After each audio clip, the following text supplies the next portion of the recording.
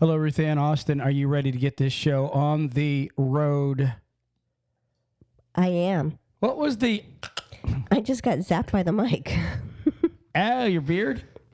No, my lips. Do you have a beard? No. I can get a mustache, though. A little mustache. Yeah, but every now and then it does that to me. What's up with the mustache? Well, if I don't take it out right away, there's this little fuzzy stuff that grows there. Men don't want to know that their wives have mustaches. Oh, every woman gets it. That's true. We're announcing that just so all you men know out there that your women really do have mustaches. If they don't, what do you do? Pluck them? No. I rip it off with wax. Oh, see, you wax it? Yeah. Yeah. So it's like a little muzzy. Yeah. Because I've never seen it. A muzzy? I don't know what the hell it is. We don't call it muzzies, but, No, seriously, I didn't know that. I mean, I knew kind of, women have like their little bathroom. I wonder what in a truck stop, are they in there, the trucker women? I see like a lot of trucker women posting things now. And I wonder if, are they in the bathroom waxing and plucking and trying to keep their womanly look while they're truckers? I'm sure they are. The ones that are interested in that. I mean, I'm sure there's some, like I've seen some women truckers that, they keep shorter hair because it's less hassle. And, but I could tell you that I belong to a group for women in trucking, and they get their nails done, and they'll show like what they're like. There's a couple of them that will say like, what's your nails look like this week? And it'll be a bunch of ladies posting their pictures of what their manicures look like. Yeah, it's kind of interesting because, as a trucker guy, honestly, when I was a driver, I was very low maintenance. All I needed was something to snack on. Seriously. His Snickers. A snack and a load. And I would get there, and when I got there, I was too tired to go groom and shower and all that crap. So I went to bed normally when I got to where I was going. And then the next morning, I got my load. I would go to the truck stop. I would get a shower and get in my truck. I would run and do a little exercise too. And then I would get going. So maybe my exercising was equivalent to the hygiene, the grooming of a woman, Well, let me tell you something. We don't need to, women shave their legs and their armpits just like a guy shaves their face, right? Every day, every other day, depends on what, what they want. But the actual, the grooming of the other, your lip for your and your eyebrows, that don't have to be done but every few weeks. So they probably do that stuff on their home time. I'm just saying, I'm just giving y'all that info. I have no problem telling y'all that women are not much different than men when it comes to body functions. Okay, so I'm going to say this. Men, the biggest lie a woman tells you is this is me when they met you. When they first meet you, this is me. What do you think? I mean, if you think about it, it is the biggest lie. Men do the same thing. No, but women do the biggest thing because they put the eyeliner on. Oh, it depends. You might have an over makeup woman, They put a lot of makeup. This one guy I met he was from West Virginia. He said, my granddaddy always told me, you want to know what a woman, you want to know really something, the trueness of a woman, who she really is, drop her in a pool. I don't know, because now they make waterproof makeup. I'm just saying that's not going to work. Well, I was back when I was a kid. Catch her first thing in the morning. That's when you're going to find out what a woman truly looks like. You'll get her morning breath.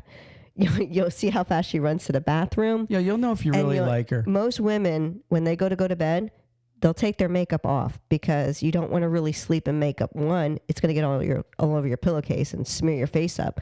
But two, it's really bad for your skin. So most women will take their makeup off before they go to bed. So if you want to see what a woman really looks like, catch her in the morning. Yeah. Before she puts her makeup on.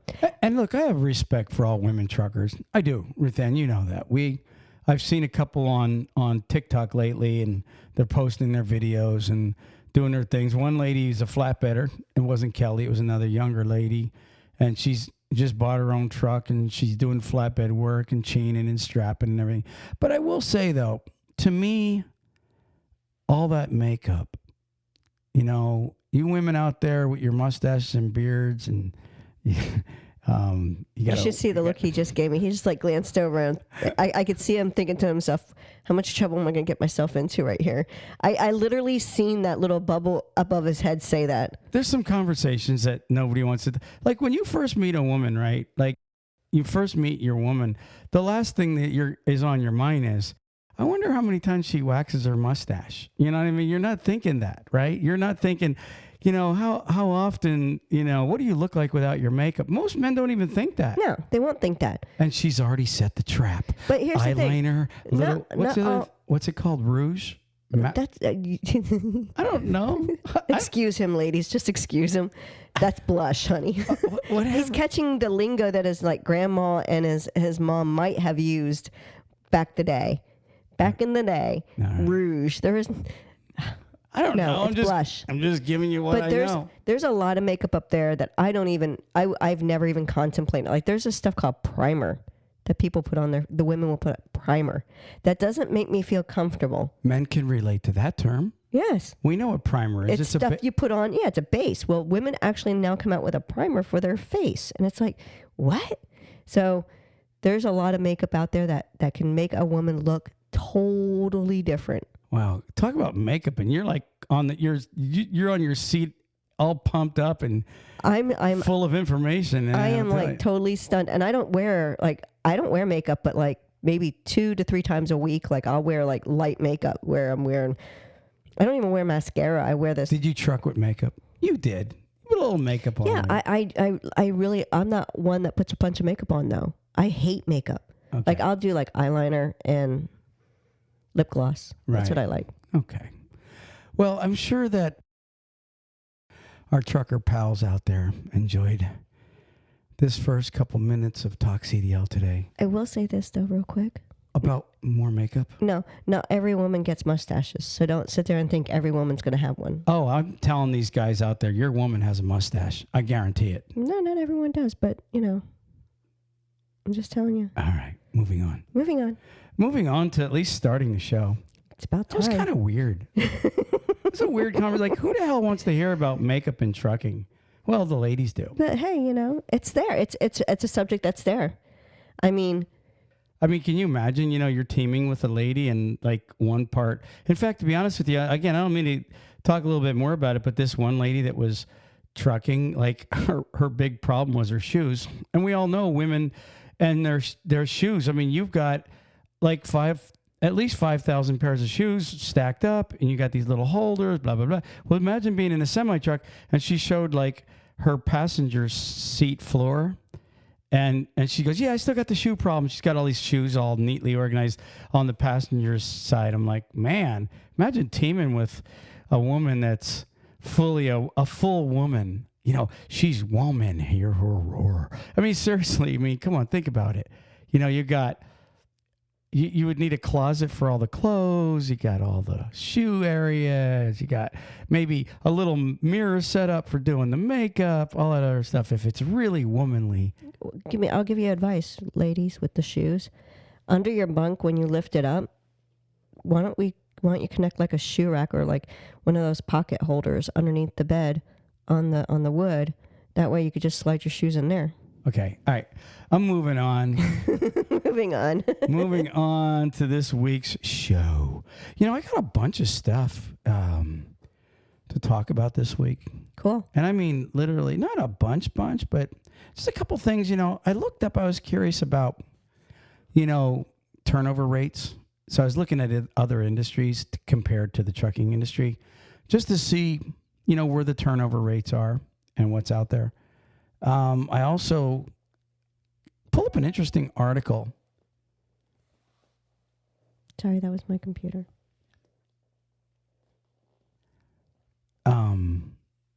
I also pulled up an interesting article about making a wrong turn. And I'll tell you, it can be devastating. And I mean, like, some guys make a wrong turn and they're under a bridge. But some guys make a wrong turn and they're in some bad areas. Mm-hmm. And we're going to talk about that. And a couple other things. We have some good news to talk about today. What I think is good news. Oh, and I guess you have the word of the day. You know how long you've been doing word of the day? Like for a while. A couple of years. Yeah. And then you also have your little thing where you're pulling up some places for truckers to stay or not stay, visit while they're on the road. Idaho is our state this week. Idaho. That's a Northwest state. Yes. Yes, it is. Honestly, that's a Northwest state. He knows his geography. I do. I mean, honestly, I do. And, you know, when you talk to a lot of truck drivers, one of the places they don't want to go is the Northwest because of the Rockies. Right. It's the chain laws where if you go there, just from, I think it's September on, and we just reported that a couple weeks ago.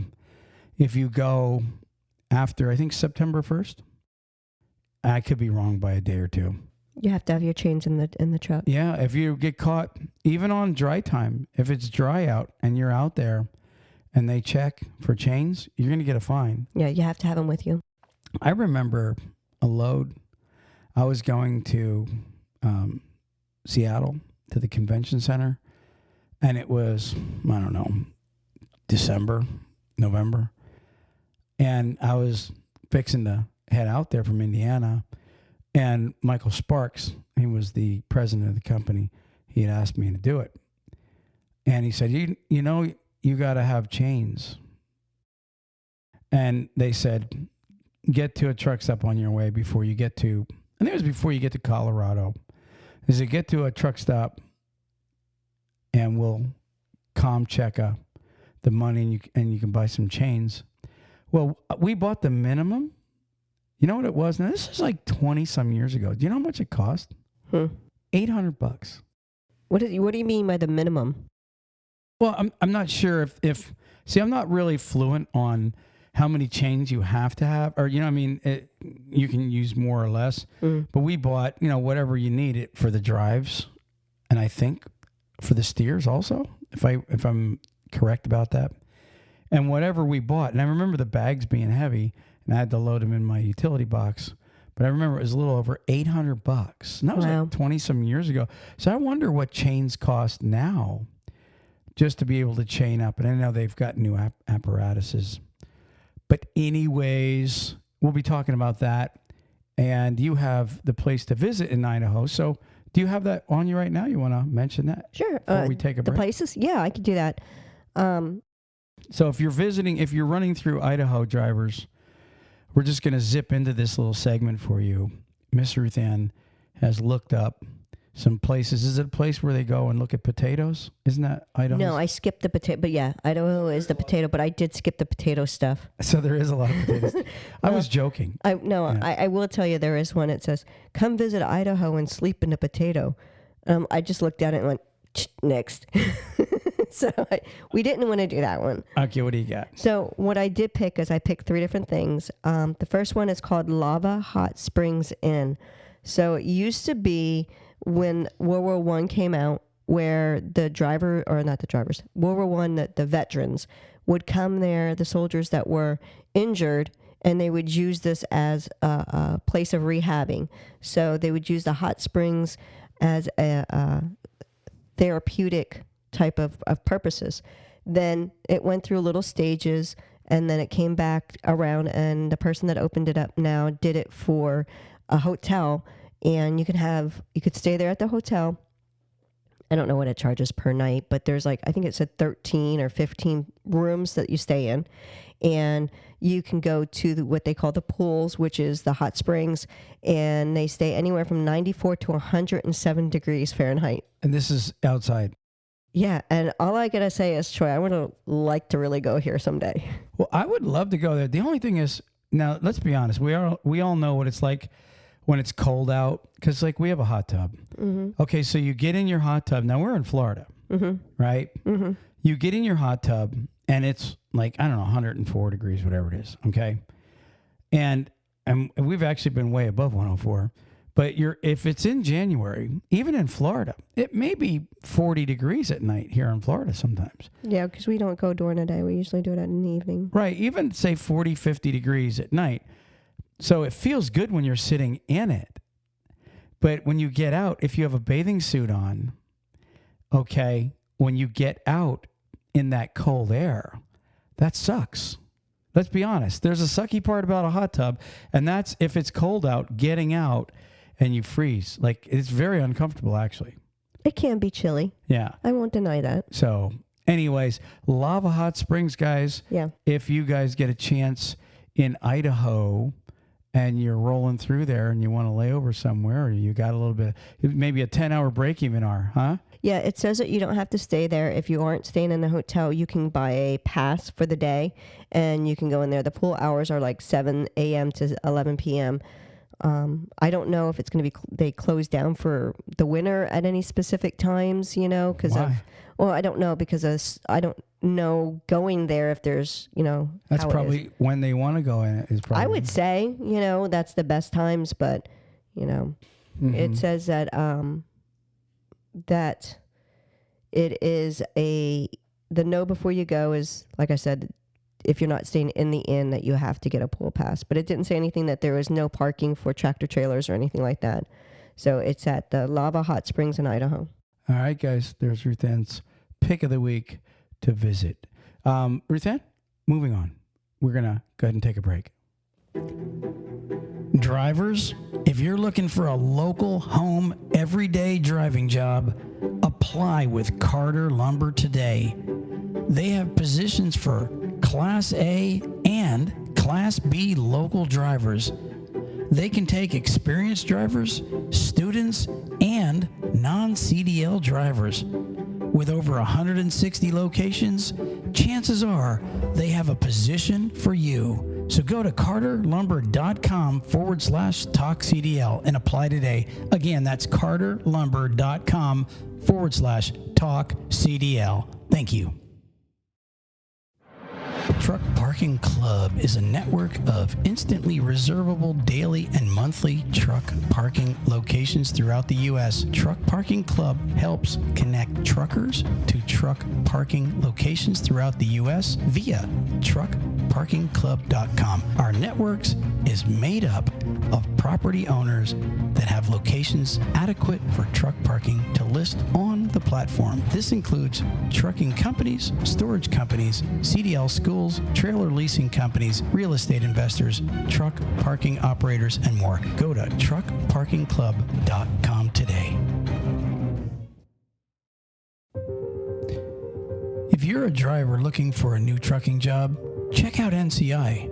NCI offers the following: new Kenworth T680s, competitive wages, solo, team, and students welcome, plus a full benefit package for you and your family. Check them out today at 888-311-7076. That's 888-7076. And tell them Talk CDL sent you. Hey drivers, are you sick of watching the other drivers bypass the weigh station while you are held up going through yourself? Well, download Drivewyze today at www.drivewyze.com. That's DRIVEWYZE.com, and start bypassing the scales yourself.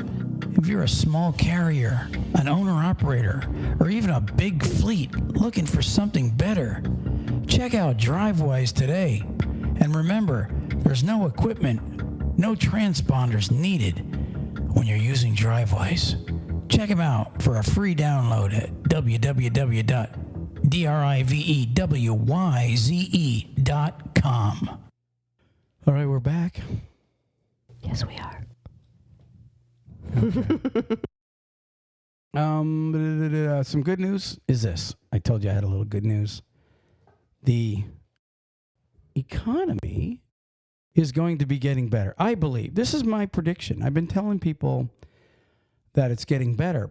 A buddy of mine in North Carolina said, well, these furniture manufacturers, so one company just laid 500 off. He said, and down the street, another one laid 900 off and wouldn't even let them on the parking lot. 900 employees gone.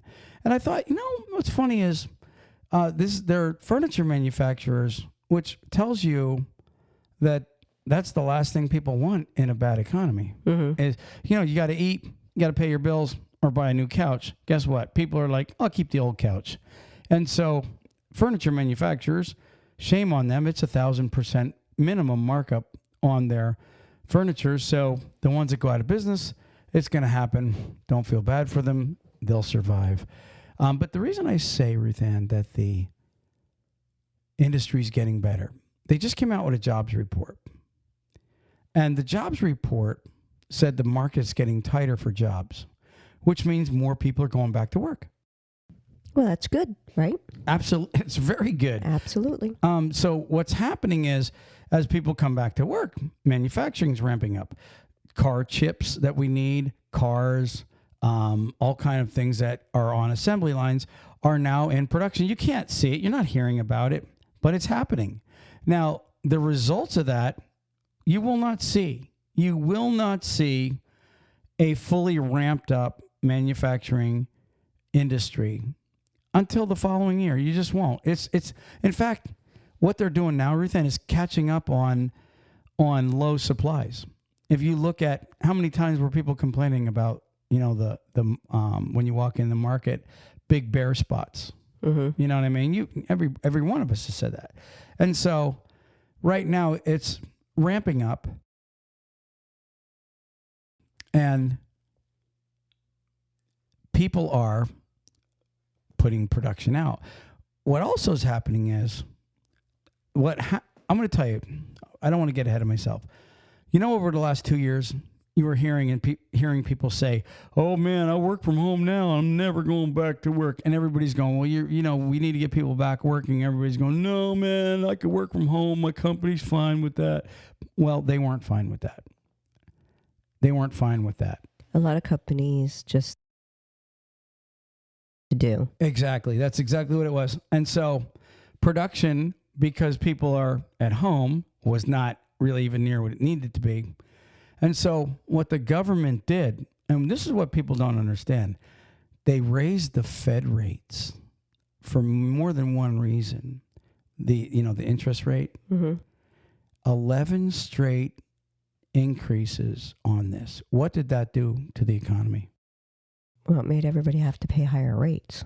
It made people have to pay higher rates, which drove inflation up, which made things more expensive, which made people have to have money, which makes people what? Have to do what? Work. Exactly, man. Like, people are seeing the effect of what this is controlled environment. And it is what it is. You want to get people working, make it so they need to work to get their freaking money. Sitting around on the stimulus checks and all that stuff that they're still, trying to survive on. Now everything's getting more expensive. People have to work. So that means they went back to work. This is literally the effect of what you just seen happen. And so I always tell everybody, the trucking industry is the first to see the bad times and the first to see the what? Good times. Exactly. So, we've seen the bad times now for quite a while. And now other industries are really seeing it, like this furniture manufacturer up in North Carolina, 2 of them that just went out of business. People are going, "Oh my gosh, it's really bad times." Well, the trucking industry right now is getting more orders. I'm seeing it. I'm talking to people all the time, and people are getting more orders. You now have the big Christmas push, and then, Lord willing, this coming spring, you're going to see everybody with a bunch of orders. Ruth Ann's over there yawning. We're not talking about makeup anymore. I can't help it. Every time you were excited. It's horrible. You were excited, man. We were talking about rouge or whatever it's called. But anyway, so literally, this is what happens. And a lot of people are mad at the way the government's doing things. And I'm not a big government kind of guy, but you guys got to know this was a necessary evil. How do we get people back to work? Make them have to work. That's true. Yeah. I mean, I don't think it was just the stimulus. I think what it was is just everything being handed out to everybody. Yeah. And I noticed a lot of our unemployment rates were starting to go back to being, I don't want to say a normal rate, but we're always going to have unemployment. It's never going to go away. We're always going to have that. But the numbers were decreasing, as far as that they weren't so high as they were. So they've been slowly decreasing. Yeah. I mean, in just the last 30 days alone, it's like gotten amazing. Now, it's not fully back to normal, but it's on its way. And what the report said was people's confidence. They have all kind of data they run. It said people's confidence to leave a job and then find another job real easy is not there right now. No. So it's only like right now, as far as jobs, it's like 1.5 jobs available per person, which sounds low, but it's still a lot of jobs out there. But the good jobs are going away. And, you know, if we're being honest, this is what it's going back to the trucking industry that we once knew. Once everybody's working and manufacturing's going, then people start ordering. And when they start ordering, you know what I mean? When they start ordering, they're ordering trucks to come and pick up freight. And so once manufacturing is ramped up fullest, then you got a lot of trucking in the industry. And then when you got a lot of trucking in the industry, it creates this competition for drivers.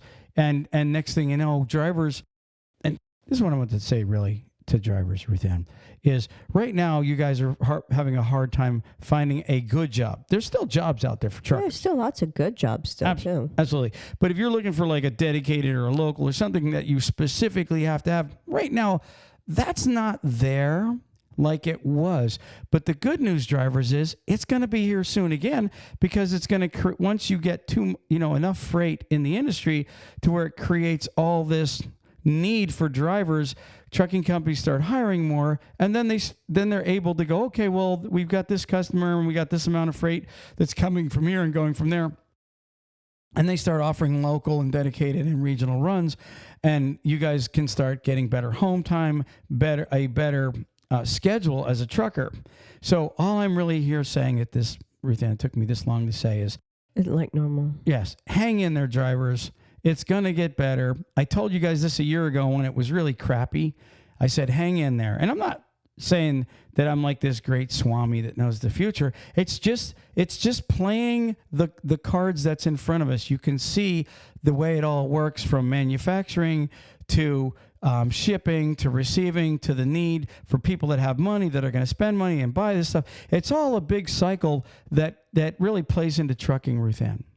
It really is. Yeah, it is. And I think another thing is from some of the companies that I talk to, my friends, I have a few. Go ahead. They, the drivers, they are getting a lot more applicants, but they are being picky on their drivers. They are being picky on their drivers right now, as far as like, they're taking, like, some drivers, they only can have certain jobs. Some drivers can only, they really are getting a little bit more fine tuning on what they're accepting, because there's a lot more drivers that are now wanting to come back to work. I did notice that they had told me that they did the little giggle. They still think that the drivers that were off on their, quote, little staycation that they were doing at home, that they thought that they were going to come back at the rates when they left from their staycation or to go to theirs. So they're not realizing that rate that the drivers were getting at one point is still not there. So don't think that, you're going back to work now that everybody's needing these drivers again. They're still not getting those high rates. So yeah, but just wanted to give you guys a little bit of positiveness. Yay. That, even though it's a little tough right now, guys, it is getting better. And there may be a little period like January, February, where you guys think, but that's normal. Okay, the normal soft times of the year is the first quarter. Right. But Lord willing, and this is what experts are, not just my humble, unprofessional, just stupid trucker opinion. That's really what you're getting from me. But literally, a lot of experts in the industry are predicting 24 for us to get back to what we know as normality. Normal. And who knows if it will be fully going that way, if there's going to be maybe some little bit of changes. But for the most part, the one thing that you guys got to know, and I'm gonna end it here, the greedy, rich, wealthy, filthy guy at the very top, the billionaires that literally own manufacturing plants and own the trucking companies and own the federal interest rates. All of these guys at the top are going to make money because they 100% are greedier than greedy gets, which is, I don't want to say it's a good thing, but it's a good thing for you drivers because their greed means they're making things happen. Lord willing, they're saying, hey, they were happy that the rates got raised because rates got raised.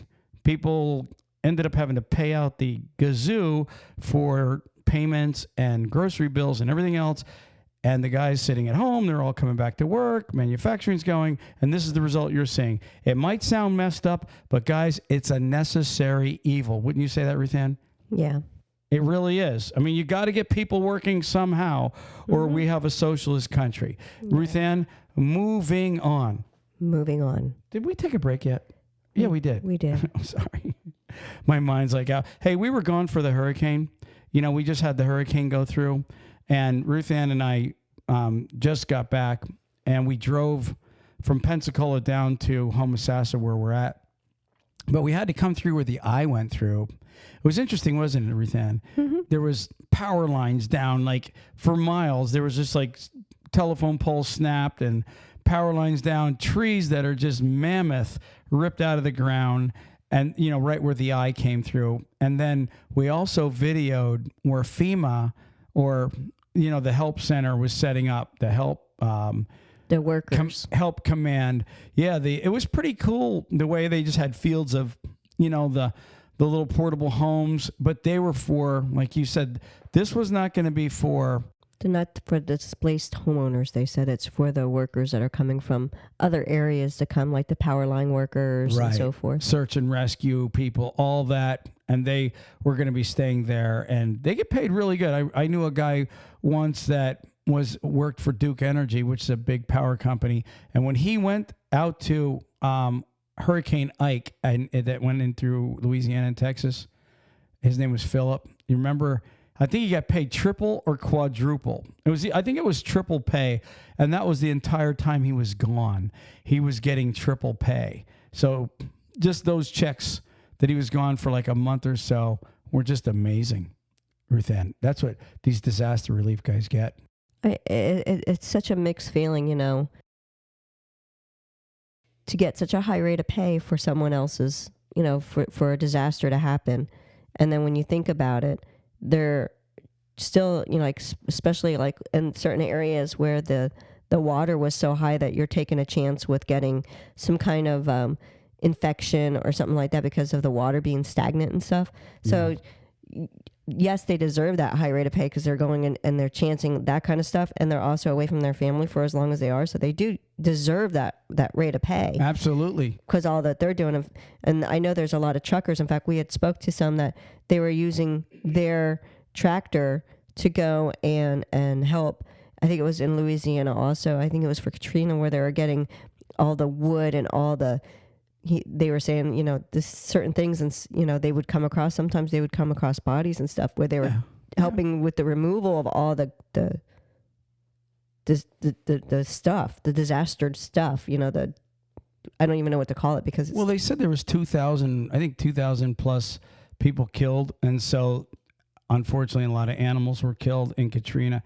And so just the bacteria and the smell and everything alone, just, people are brave that actually go into those zones. I'm going to tell you, you come out a different person when you go into a disaster zone. A disaster zone is really what it means if you've never been in one. And some of them are just like you said, Ruth Ann, just the smell of bodies and just things like that are just the waste. That's just the smell. And, you have flies, you have other insects and stuff. So these people are removing that. So hats off to y'all for doing all that. All right. So moving on from I didn't really plan a hurricane reporting, but that's exactly what we just did this past week. And we don't have any, we actually are okay here, just so. Yeah, we're fine. Homosassa. No damage done. We had a lot of flooding in our county, but other than that, we're fine. Okay, moving on. Ruth Ann, I want to mention this here, and just follow me on this what I want to read here. Number one, trucker who killed 3 in fireball crash while browsing sex sites on the phone is in jail. Number 2, trucker on Facebook at time of deadly Arizona crash records records show. He was on Facebook. Number 3, truck driver surfing the web when he crashed into stop traffic. Number 3. Number 4, truck driver was on TikTok when he caused crash that killed 5. He's got 5 charges of homicide recently. That, in fact, I got a little report on that. It says he's facing a slew of hefty charges: 5 counts of vehicular homicide, 4 counts of endangerment, 1 of tampering with physical evidence. His name is Danny Tyner. And this episode is not about Danny.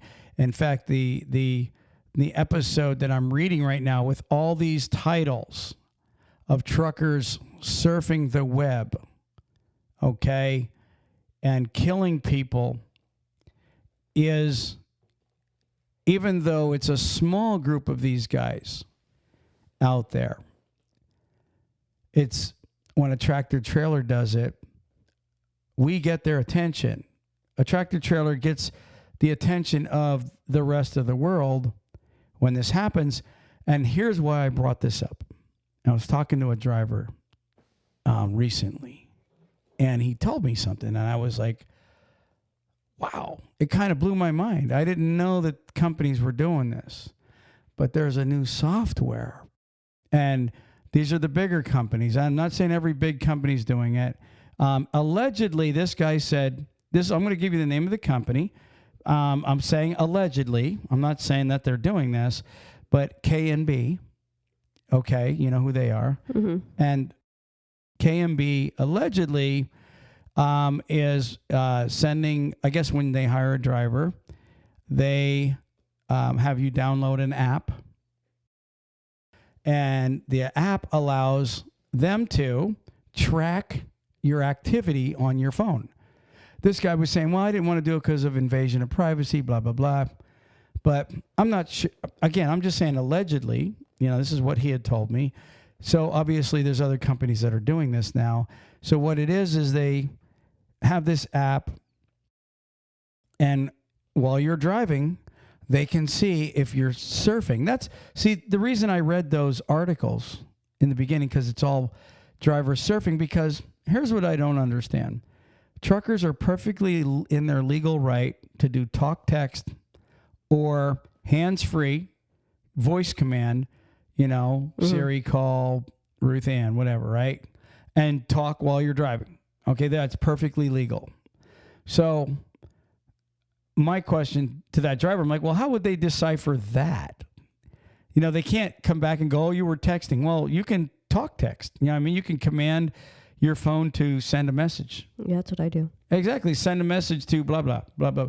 Is that how you message me? You usually talk it? Yeah, I usually say, Siri, send a message to Jory.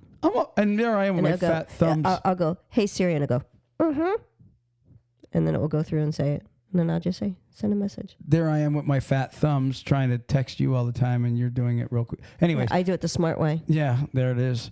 So, anyways, this is something that I don't know if this is going to become the norm. And I was thinking to myself, the sad thing about that is, here's these trucking companies. They have $150,000 to $200,000 tractors. They give you loads that might contain $500,000 worth of freight in it. And they're hiring you. You qualify to work there, but yet they're saying, we trust you, yet we don't. And you and I both know there's some really, really good drivers out there, Ruth Ann, that would never, ever be surfing on the internet while they're driving. But these guys here, some of them were on sex sites, some of them were on Facebook, some of them were just doing all kind of. In fact, to be honest with you, we got thousands and thousands of people that hear the podcast every week. Okay, and I'm going to just say this.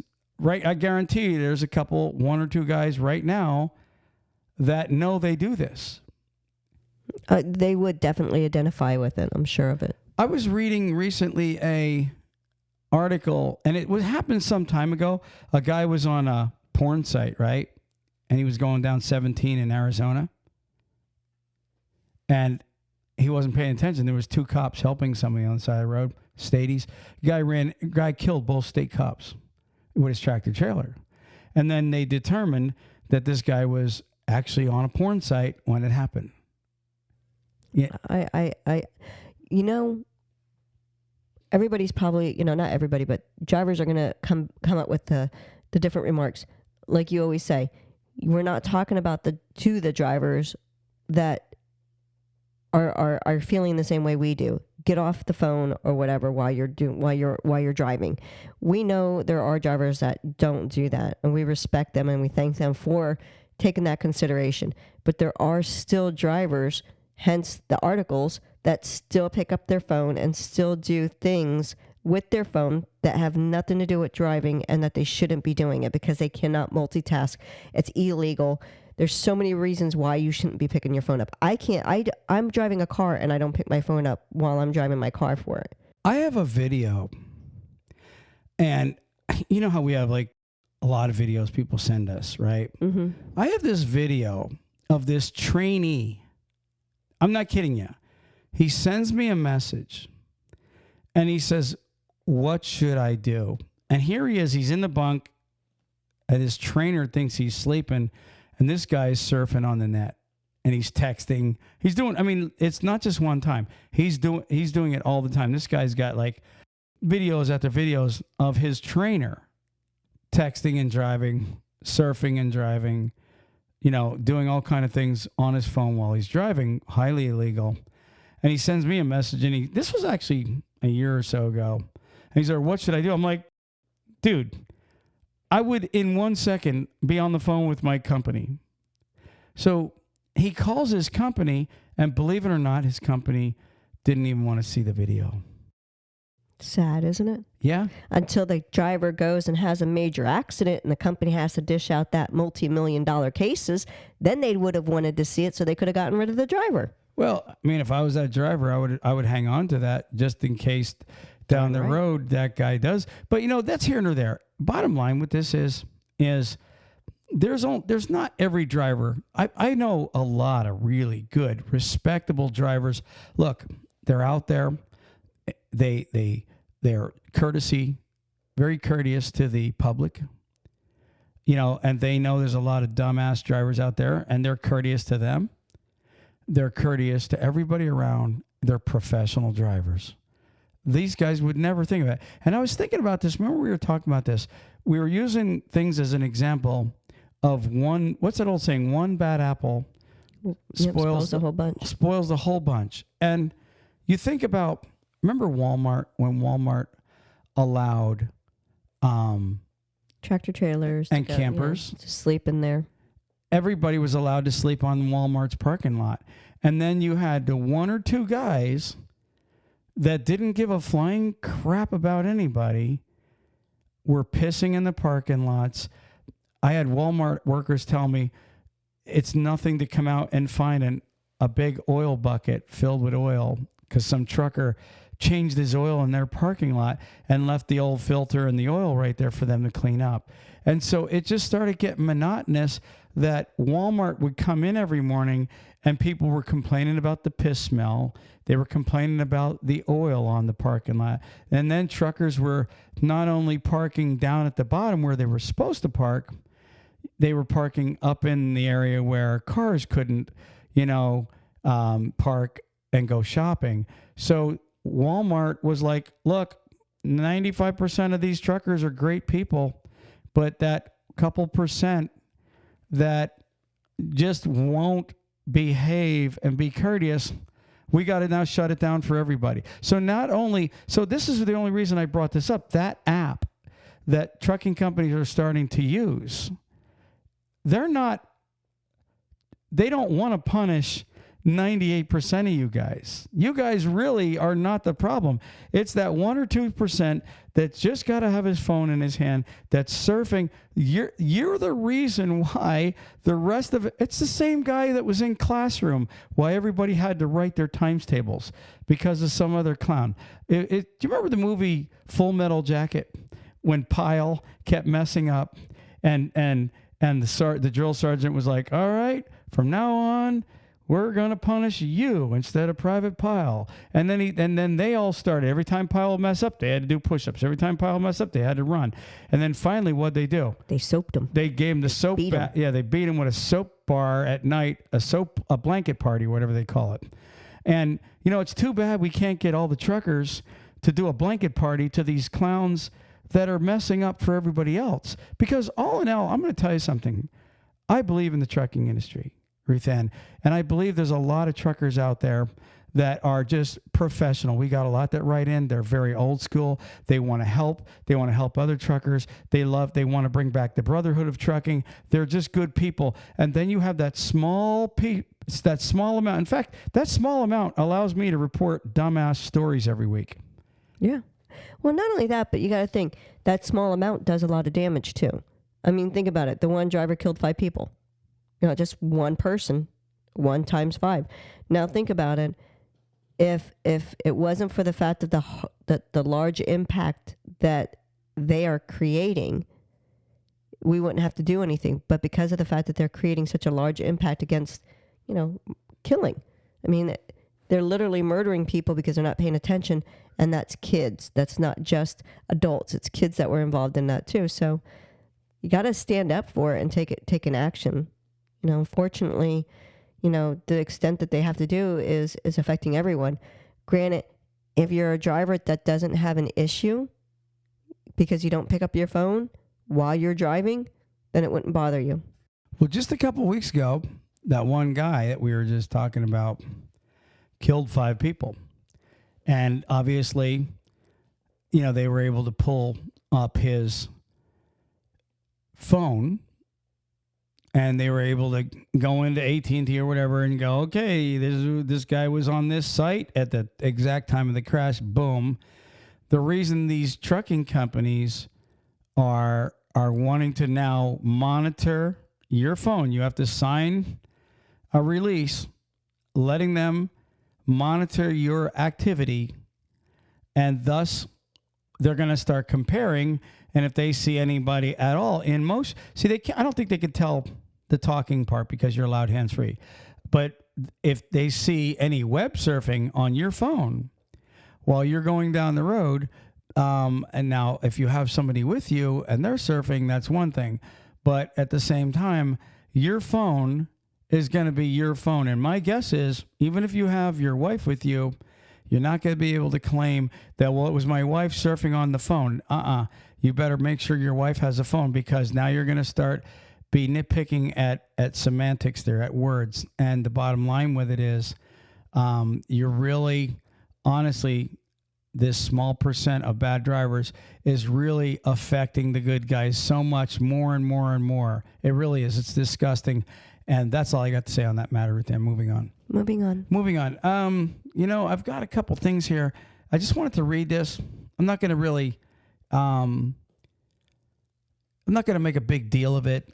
I looked these turnover rates up, and I wanted to read them in the industry. I've got like 8 different industries that have what they consider high turnover, and government is the lowest. I mean, and it's still considered high turnover. It's 18%. So like for every 100 government workers they hire, they have to hire 18 to keep 100 going. You see what I'm saying? Like out of 100, they lose 18.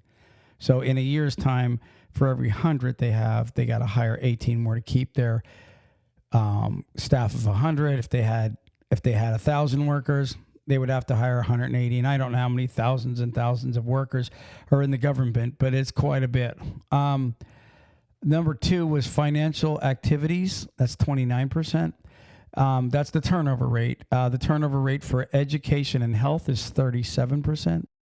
Number 5 is the information industry, 39%.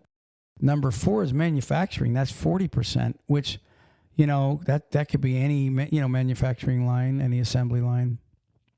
Number 3, highest turnover rate is utilities and trade. That was number 4.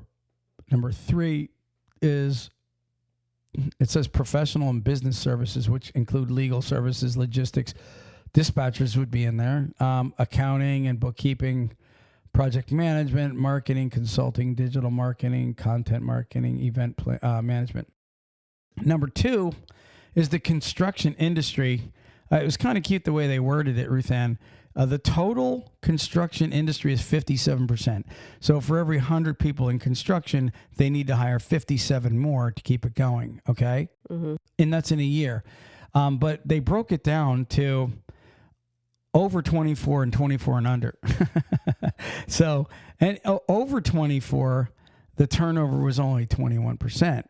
But for those young men that are 24 and under, the percent is 64%.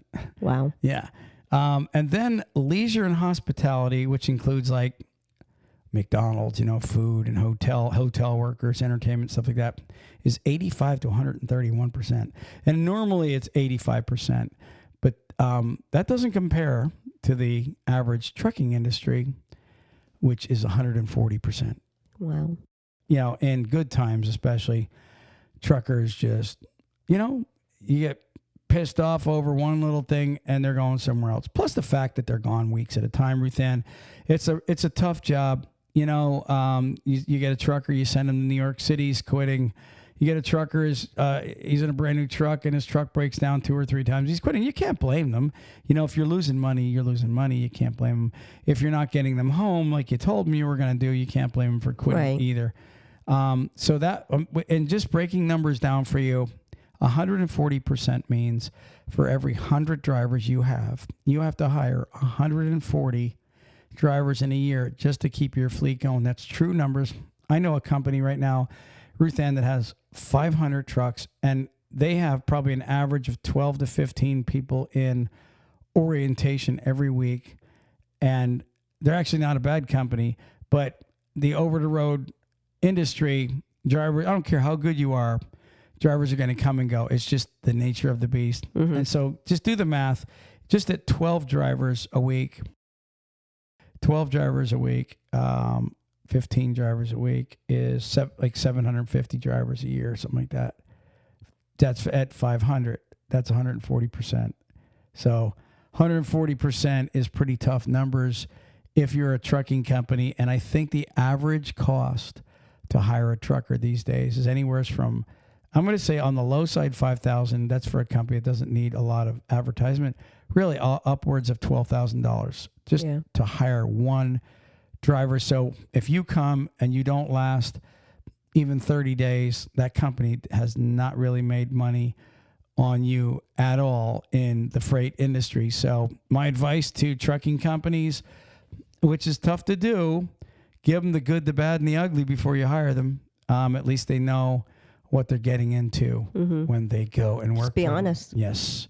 Anyways, trucking wins that one, Ruth Ann. Moving on. Or did you have something to say on that? No. Moving on. Okay.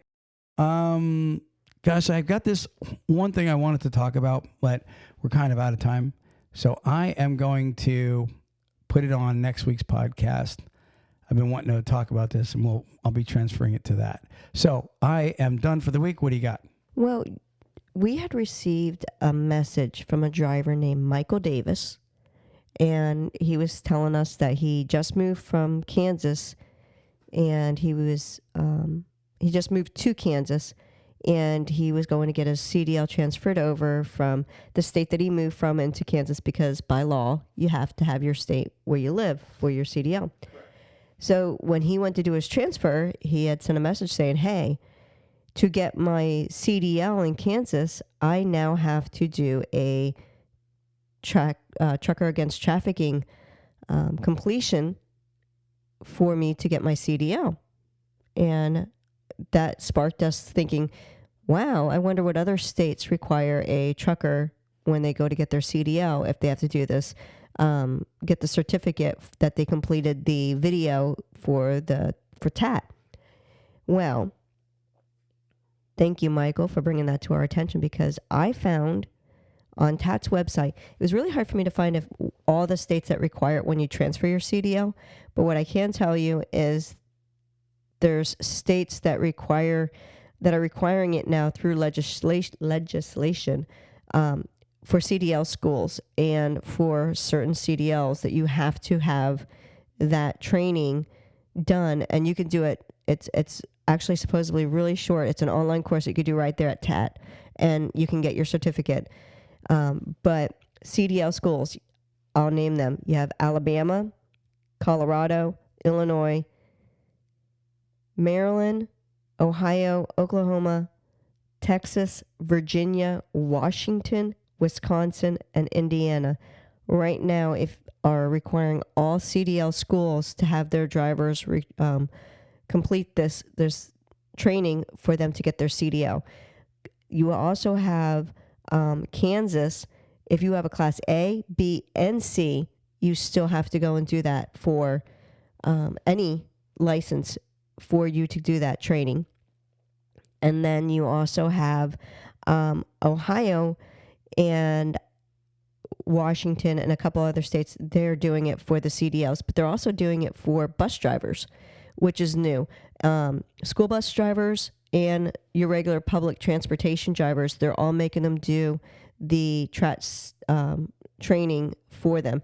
I thought it was really good that the school bus drivers are doing it so that the school bus drivers can recognize and possibly try and help students that are getting caught into the human trafficking. So I just wanted to bring that out. I think that's awesome. I think back, remember when TAT first came out, and I thought, yeah, that's a really good idea because they were working with like state troopers and stuff. Mm-hmm. And they would have like seminars and stuff. And then they would bring in state troopers and the state troopers would explain what to look for, when it came to, somebody maybe being trafficked or whatever the case is. And now that's, to me, it's huge grown when all of a sudden the DMV's now involved to where it's like, okay, to get your license, you have to do this. And TAT is part of that. That's, to me, that's like the DMV and everybody saying, we're going to build a better country of drivers. And not only are you going to understand the traffic laws, but you're now going to be part of protecting each other. I like that. I like that a lot. Oh yeah. Even with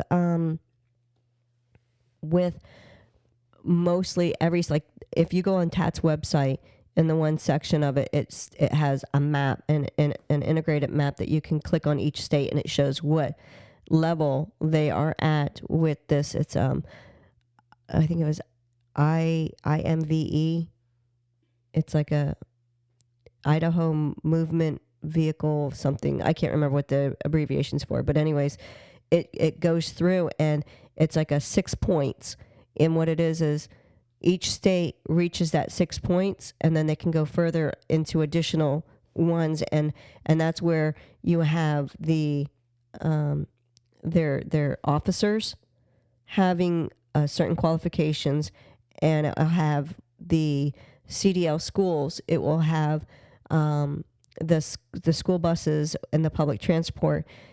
All these different things that are, some of them required by legislation, and some of them are the extra step that they would go. And almost every single one of those states, like Florida needed like 2 or 3 things to come into the 6 point. I think we were like 4 out of 6 we had completed. I believe it was Texas had everything done, and then they had the additional. So like they might have 4. Some of them might have 4 of them completed, and they still have 2 more to reach the 6, but they might have already done the additional ones on top of it. So it's actually really interesting for that. And I lost my train of thought. All right. But no, actually, I just want to say good work on that because, it's not. It's good to keep it going, and I know this is something, your little project, and whenever we were at the truck shows, you always make sure you go visit their booth and try to get information off them because this is one of your little things that you're trying to help out. And to be honest with you, if we all would just have that mindset of trying to really watch around us, and there are a lot of truckers that do. There are truckers. I was just thinking that while you were driving, I was like, I wonder how many truck drivers, seriously, how many truckers are going down the road right now and really observing cars also. You know what I'm saying? It's like, I understand we got a lot to observe, traffic, what's going on around us, but are we also looking, okay, most cars are just going by you, but then all of a sudden you see somebody looking at you, and are you looking at them like something up? You know what I mean? Like, because this is how we read all the time. We get these reports. You just reported about a guy that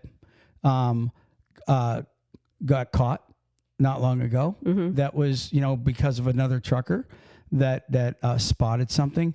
And so, how many of them really are? And I think before TAT, it was probably very minimal, but now because of TAT, I don't know what the percent of guys that are actually mindful of this trafficking subject, but it's a lot more than there was before TAT. Yeah, their awareness, TAT brought out an awareness that a lot of people didn't have. Yeah, and now the DMV is saying, okay, we're gonna now implement a program to where it's mandatory. I'm telling you, that's getting better, because honestly, trafficking is a real bad thing, and I just hope that everybody gets caught that's doing it and maybe catches on fire or something. But other than that, Ruth Ann, time to move on? Moving on. Do you have the word of the day? I do, All but right. One thing I did want to mention is coming up September 10th through the 16th is the National Truck Driver Appreciation Week. And I thought that, of course, this podcast is going to be out before National Appreciation Week is, but if you get, for whatever reason, if you're a driver that's out there and you get recognized or anything like that, send it to me so that I can make mention of it on the podcast later in the month when we get them, because I want to make sure that all drivers, of course, we're appreciated of them, period. But, the ones that go through that extra little thing, I like to make sure, hey, you're recognized because you did that extra mile than doing your normal job. Well, look, this is our industry, and this is what we do. We're in trucking, and most people that listen to us are in trucking. So, let's care. And like Ruth Ann said, if you get nominated for Driver of the Week or Driver Appreciation or whatever the case is, please let us know. I know you're humble and don't really want anybody making a big deal of it, but help us out to where we can say, hey, hats off to Joe, Smith for this achievement. All right. And Joe Smith's going, well, thank you. Thank you very much. But anyways, moving on. Moving on. What you got for us today? Is it the word of the day? It is the word of the day by Word Genius. Word Genius. Inveigle. Inveigle. Inveigle. Inveigle. Inveigle. Inveigle. Inveigle. Inveigle. What is inveigle? It means to persuade someone to do something by means of deception or flattery. Really? Yes. Wait a second. So flattery or deception? You got a sentence for us? We must inveigle him into participating in the auction. Or, let me try and put this in trucker tone. I'm the dispatcher. I'm going to inveigle him into taking the load to New York City. We know you can get it there, driver, because you're the best guy we got. I wouldn't give it to anybody else because I know you're going to get it there. I know you're tired. Inveigle. I was thinking of pizza, but go ahead. Oh, you're talking about bribing. Okay. All right, we're out of here. Peace. Praise the Lord.